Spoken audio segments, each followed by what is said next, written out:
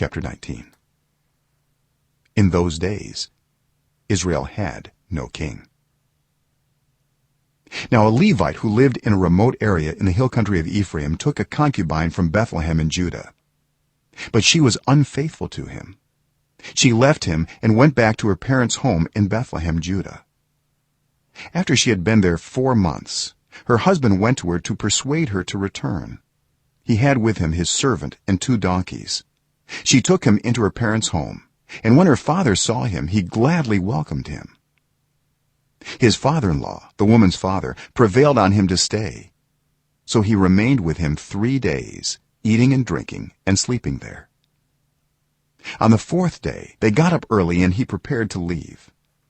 But the woman's father said to his son-in-law, "Refresh yourself with something to eat, then you can go." So the 2 of them sat down to eat and drink together. Afterward the woman's father said, "Please stay tonight and enjoy yourself." And when the man got up to go, his father-in-law persuaded him, so he stayed there that night. On the morning of the 5th day, when he rose to go, the woman's father said, "Refresh yourself, wait till afternoon." So the 2 of them ate together. Then when the man with his concubine and his servant got up to leave, his father-in-law, the woman's father, said, "Now look, it's almost evening. Spend the night here. The day is nearly over. Stay and enjoy yourself. Early tomorrow morning you can get up and be on your way home." But unwilling to stay another night, the man left and went toward Jebus, that is Jerusalem, with his 2 saddled donkeys and his concubine.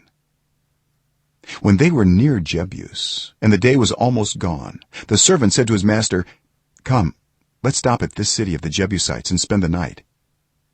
His master replied, "No, we won't go into any city whose people are not Israelites.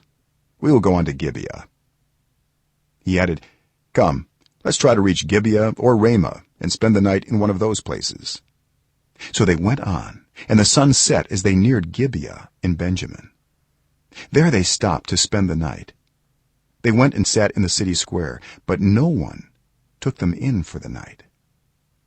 That evening an old man from the hill country of Ephraim, who was living in Gibeah, the inhabitants of the place were Benjamites, came in from his work in the fields. When he looked and saw the traveler in the city square, the old man asked, "Where are you going? Where did you come from?" He answered, "We are on our way from Bethlehem in Judah to a remote area in the hill country of Ephraim, where I live. I have been to Bethlehem in Judah, and now I am going to the house of the Lord. No one has taken me in for the night. We have both straw and fodder for our donkeys, and bread and wine for ourselves, your servants, me, the woman, and the young man with us. We don't need anything." "You are welcome at my house," the old man said. "Let me supply whatever you need.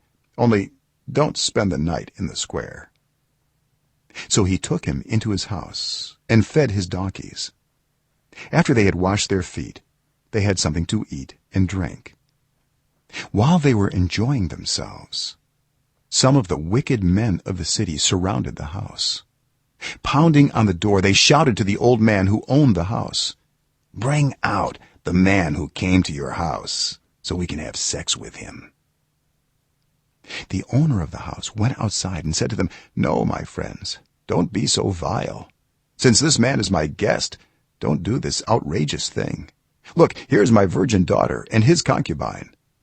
I will bring them out to you now, and you can use them and do to them whatever you wish. But as for this man, don't do such an outrageous thing." But the men would not listen to him.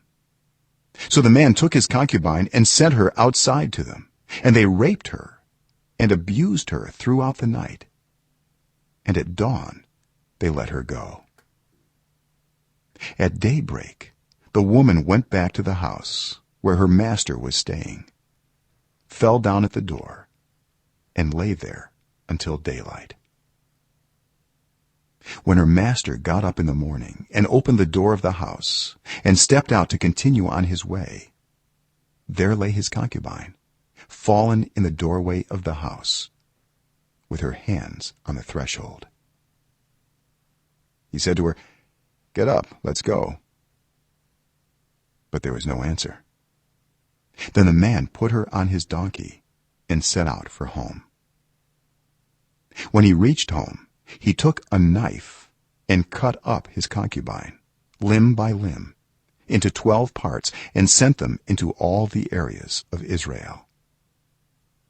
Everyone who saw it was saying to one another, "Such a thing has never been seen or done, not since the day the Israelites came up out of Egypt." Just imagine. "We must do something, so speak up.